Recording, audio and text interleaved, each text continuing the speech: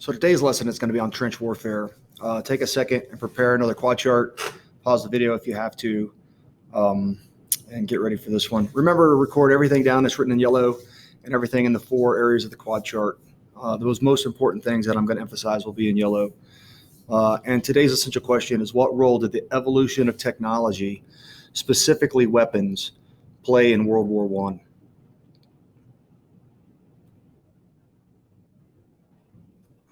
Reflect on this quote for a second. I have only 2 men out of my company and 20 out of some other company. We need support, but it's almost suicide to try and get it here as we are swept by machine gun fire and a constant barrage is on us. I have no one on my left and only a few on my right, but I will hold. This is First Lieutenant Cates, a Marine Corps lieutenant in World War I, really identifying the gravity of how combat was in World War I under a constant barrage of artillery and attacks by the Germans.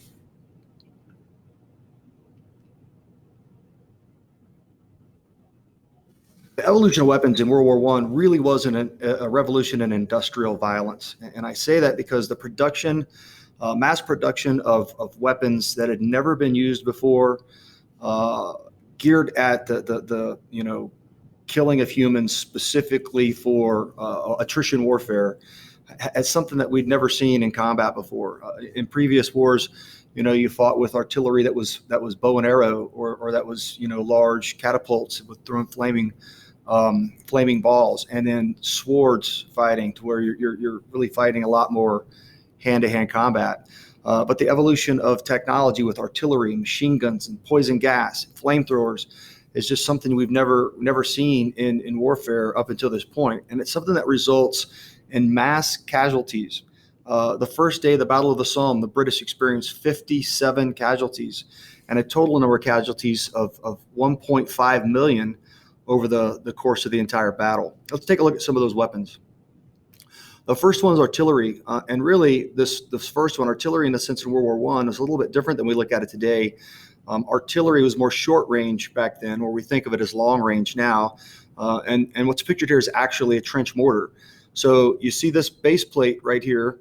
They could carry that base plate with them forward on an attack and actually have fire support embedded with their trenches. And there are various different sizes. You can see 2 different sizes in this picture here. But the real difference between a trench mortar and heavy artillery, which we'll see in a minute, is that a trench mortar fires high angle. So from inside of the trench, it'd fire high in the air, across no man's land, and objectively down into the other trenches. The difference really in World War I artillery is this is heavy artillery, and they were really, really massive and difficult to move around the battlefield. This is a German artillery piece that was named Big Bertha. Many of them had to have train tracks built to move them into place. And once they were in place, they stayed there for a long time because it was very difficult to move them. But they were devastating in the size and the amount of firepower that they could bring to troops out in the open. Cavalry is another really a type of unit that's no longer essential in World War I. They're used for reconnaissance and kind of mop-up operations. But in the past, cavalry, horse-mounted soldiers, were a game changer. They could ride through an assaulting infantry unit and really, really cause a lot of damage to them. But anymore, the horses themselves are susceptible to artillery, they're susceptible to gas, they're susceptible to machine guns, just like the infantry are. So they're really, really not used in World War I. Well, the infantry is really the building blocks of all armies. And the size that I've got listed here, it just varies depending on the country that they're fighting for. So 8,000 to 16,000 rifles per division. Each one of these infantrymen is really referred to as a rifleman. They're the ones who lived in the trenches, who spent all of their lives in the trenches during the course of the war and did the majority of the fighting and the majority of the dying. Machine guns were supposed to be a game changer. One of those weapons that, once developed, repeating fire, should have been able to end the war and stop anybody from attacking you. This is a German MG-08, at the time the most advanced machine gun in play in World War I. It initially shot about 400 rounds per minute. If you notice right here, there's a line coming up toward the end of the barrel. That's a water line, so they were water cooled. You had to have a source of water to keep the machine gun cool. If the machine gun gets too hot, then the barrel starts to melt and come together, and the machine gun will explode. So it was imperative that they had some type of source of water in order to keep that operating. About 5.5 million men were killed by machine gun fire in World War I, by far the most casualty-producing weapon. And this is how it becomes a casualty-producing weapon. They use them in conjunction with each other. So multiple machine gun positions along a trench line would have interlocking fire. So anywhere that the enemy would be trying to assault, in this case, coming from the top of the slide, there's machine gun fire that could strafe really ground to knee level and make it really, really devastating, difficult to come through. The flamethrower. Somebody at some point in history thought, there's a guy standing on the other side of the trench, and I want to set him on fire. So again, revolution in industrial violence. How can I develop one weapon that's really going to terrorize and kill a lot of people and change the face of battle? And the flamethrower really could have been that, except it was poorly used. It was never really employed in a way to produce mass casualties, and it was really a terrorizing type of weapon. Tanks. Tanks are another weapon that really could have been a game changer, except that the initial technology for tanks in World War I wasn't very good. These tanks ran at about 4 miles per hour. They had a lot of mechanical problems. They took a lot of fuel inside of the tanks. The soldiers experienced a lot of problems with fuel inhalation and everything, and they just weren't very heavily armed. So they were initially used as a breaching tool to get across no man's land, to go through barbed wire. And you'll see these small guns on the side. The small guns on the side are actually naval guns. So there was no really big main gun on these tanks. They did have 3 machine guns and these small 6-pound naval guns, which really, once they got close to the other side, were pretty effective. But they weren't really used effectively in conjunction with infantry and forward artillery until later in World War I. Aviation is another technology that was really primitive in World War I, also used for reconnaissance, scouting where the enemy was locating if they were trying to move forward into their trenches, and some infantry strafing, although that had to come a little bit later. The primary way of bombing in World War I was using blimps. So they would float these over, very difficult to shoot at. The effective range of weapons, they could stay higher than that, and they could stay on location for a while, and they could drop a small payload because they didn't carry a lot of them. Another reason that the airplanes weren't as effective in World War I as in later wars is they hadn't developed a way to put machine guns on them yet.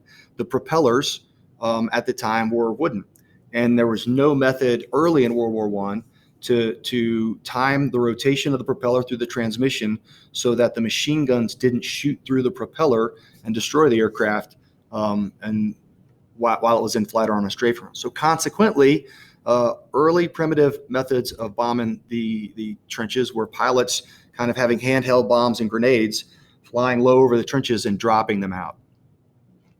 Poison gas, another weapon that could have been a game changer if employed on a mass scale to cause mass casualties, which is what they tried to do. It just didn't pan out for that. It's too unpredictable. Poison gas is susceptible to winds, and prevailing winds could blow it one way or the other. It could miss the enemy. They could blow back on to their own attacking forces. Also, atmospheric conditions. So poison gas would sit down low in trench cells, or in the artillery craters where there's water. As the gas is heavier than the air, it would settle down low. If it hit the trench line, great. It's going to settle down the trench line. And it's going to cause casualties in the trench. But often it just wasn't accurate. It wasn't very easy to use. And it doesn't stay there for very long because winds and atmospheric conditions do clear it out. It was the most feared weapon on the battlefield. Soldiers were incredibly afraid of gas because it causes some horrific casualties. And initially you have gas like chlorine, which burns, and phosphogene, which burns, and mustard gas comes later. Mustard gas is actually a blood agent that causes, you breathe it in and it causes a blood anticoagulant inside of your body. Very, very lethal if breathing in concentrated forms. But only about 10% of the casualties in World War I were really resulted from poison gas.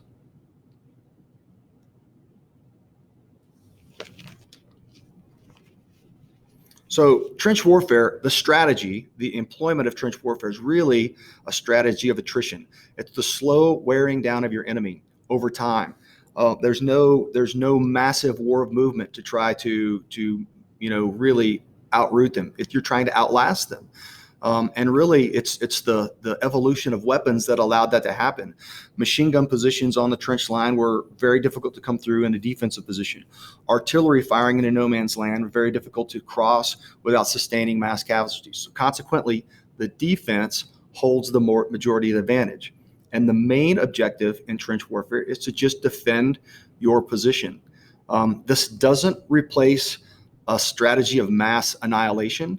One mass attack that's going to cause the collapse of an army, which was Napoleonic victory in early days. It's what Napoleon looked for. It's what George Washington strived for against the British. If you could find one mass attack that inflicts a lot of casualties on your enemy, you're going to cripple the enemy and the war is going to be over. In trench warfare, that just doesn't happen. It's horrible. Men are living in squalor and terrible conditions. They're constantly being attacked. And when they do get attacked and lose some ground, their primary objective is just to regroup and then move forward and regain that lost ground. Infiltration is a tactic heavily emphasized by the Germans in World War I. Primarily, most of you probably heard of their stormtroopers. What they would do is they would find a location that was probably a weak spot in the enemy line, and they would penetrate deep. They would wreak havoc. They would cause a lot of chaos. They would cause a lot of casualties, and then it would move back out through that same opening and really live to fight another day. It's what we call today, in modern day terms, is a raid, which is a planned attack with a planned withdrawal. You have no objective of maintaining any ground, of gaining any position in the trenches. All you're trying to do is inflict terror, casualties, and really make the enemy unsettled. The role of artillery was really misunderstood in World War I. Again, it was a great weapon, high explosive rounds, both anti-personnel rounds and high explosive rounds that could destroy trench lines, it could destroy bunkers. But primarily, it was just used as a preparatory attack for a ground assault to come across no man's land. And, this wasn't a very good use of artillery because the Germans adapted to it by building very, very deep trench lines with underground bunkers. They had entire barrack systems underground and messing facilities underground. They were defensive bunkers. When they stopped after losing an initial assault that we're going to talk about in the next lesson, they just dug in really, really deep with the plan to hold as much territory as they possibly could. And our bunkers, our trench lines, and the British trench lines were offensive in nature, so they were shallow, much more susceptible to German artillery than what theirs were to ours. So these massive bombardments sometimes last for days before an attack across no man's land. These massive bombardments just really told the enemy, hey, we're coming, and this is where we're coming. So the Germans would go underground. They would wait until the artillery stopped, and then they would move back up into the machine gun positions and be ready for the attack. So this evolved a little bit, and we started to go to barraging. A barrage is really kind of a moving wall. So you'll barrage in locations, and then you'll put another barrage of artillery in another location. And the objective of this is to mask the attack as it's coming. So you would do days of attacks. You would do smaller, shorter attacks as the infantry is actually moving across no man's land. And then the creeping barrage was really tried to keep the artillery very close to the infantry. As the infantry moves forward, the barrage moves forward. The problem with that is there's no modern day forward observers. There's no radios that they can call and shift fire forward like we do today. So it was all done on timing. And often what would happen is the barrage would extend too far away from the infantry. Now they're exposed without any protection. The Germans would come out, occupy their positions, and conduct their defensive attacks. Again, a war movement, maneuver warfare is never achieved. The generals on all sides were not prepared to use the kind of technology that they had in order to fight this war, right? So we had the evolution of smokeless powder, the bolt-action rifle, machine guns, howitzers, artillery, poison gas, and instead of using that in an offensive manner, they really reverted to old former tactics that they did understand. And it's really a complication in warfare across many wars, not just World War I. But the generals didn't use that new technology to their advantage. So this shows kind of what life would have been like inside of a trench line. And guys would live in these frontline trenches for up to 90 days at a time. So this is the frontline trench. If you just kind of analyze it, no man's land is what's beyond it, and the enemy trench lines would be on the far side. This SAP trench is called a LPOP, or listening post, an observation post. But they also use this to dig the trenches forward. They would move the trenches forward. They would dig another trench line, and it's one way of advancing across no man's land to get closer to attack before you would actually have to come out and cover that ground into no man's land. All these trench lines were connected by perpendicular trenches, and they weren't straight lines. They were kind of zigzagged and jagged all over the place, so that it was hard to identify exactly where people were going to be. Multiple levels of trenches. So if you weren't in the front line, you may be back here in one of these trenches where you're on a work party, you're preparing food, you're carrying ammunition up from the rear back to store it in the trenches. And then even further back would be a command trench where the company headquarters would be located, who's commanding that operation there. Life in the trenches was miserable. They were completely infested by rats. And the reason they're infested by rats is a lot of this is in old farm areas, right? So they're rodents anyway, but there's just an abundant amount of food for the rats. And of course, the food I'm talking about is dead human beings. Those soldiers killed in action. It's dead horses that are killed by artillery, which are rarely moved from the battlefield. It takes a complete stop in fighting in order to move those bodies back to the rear for any type of graves registration services. So what you tend to see is a lot of big piles of bodies like this just on the outside of the trench. That's where the rats would really feast, and then they would move in through the trench lines and they would spread disease all over the place. Another common problem because of the conditions in the trenches was trench foot. Trench foot is really an infection in the foot that comes from remaining wet and sometimes cold. And some of these trenches stayed knee deep in water or mud. So as the feet would get a little scratch on it, that becomes infected with cellulitis. Cellulitis really is a precursor to what becomes gangrene. And a lot of these men had to have feet amputated, part of their legs amputated, or they died from the infection caused by trench foot.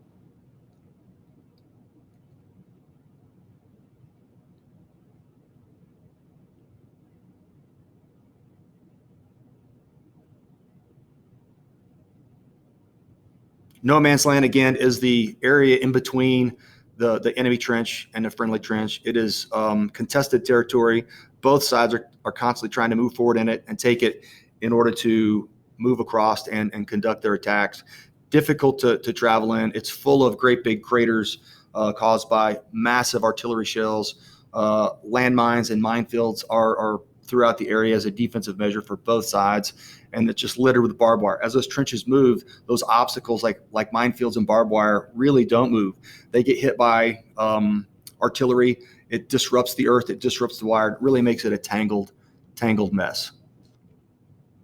You also see here no trees, and in most pictures of World War I, you see there are very, very little trees.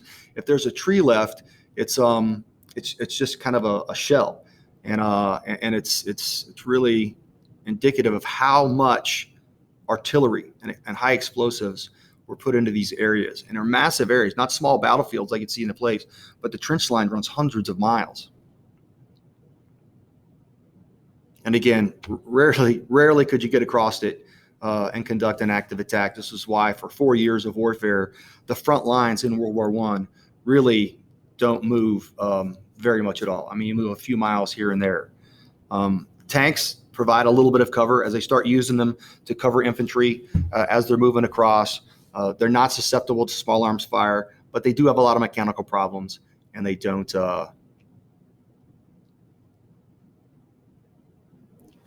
really perform as well as some. Okay, that's it for trench warfare.